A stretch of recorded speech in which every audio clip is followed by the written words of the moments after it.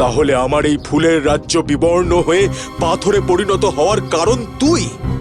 আজ তোর রক্ষে নেই রংচোর, আমার হাতেই তোর আজ মৃত্যু।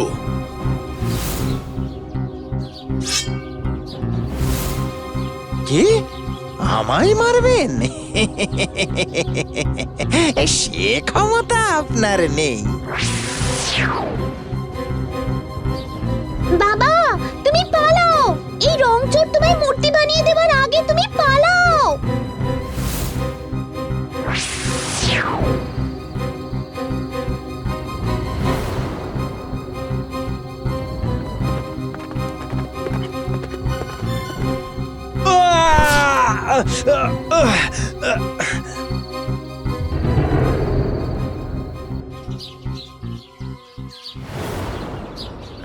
এই গাছগুলো যদি জঙ্গলে থাকতো তাহলে ওখানে মাটির গুণগত মান অনেক ভালো বলে আরো তাড়াতাড়ি বড় হতো।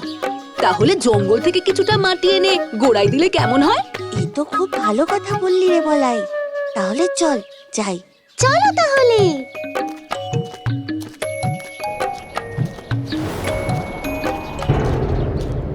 এত গভীর জঙ্গল যেখানে ভালো করে আলো পৌঁছয় না, তার মধ্যে আবার আজ এত জোরে হাওয়া দিচ্ছে।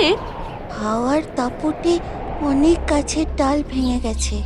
দেখো, ওই মোটা ভাঙা ডালটার পাশে কি সুন্দর একটা ফুল। ও মা, কি সুন্দর ফুল! কিন্তু আমাদের এই জঙ্গলে তো সূর্যমুখী নেই। কে গো তোমরা? আমায় শুনতে পাচ্ছ? কে কে কথা বললো? এই যে আমি গো, আমি। তুমি কথা বলতে পারো? হ্যাঁ, আমি তোমাদের মতো কথা বলতে পারি। তুমি মাটিতে কেন? আসলে আসলে আমি পড়ে গেছি, আমার খুব ব্যথা লেগেছে। সে কি, পড়ে গেলে কি করে? ঘোড়ার পিঠে করে পালাচ্ছিলাম, কিন্তু হঠাৎ এই ডালটা আমার গায়ে ভেঙে পড়ায় আমি পড়ে গেছি।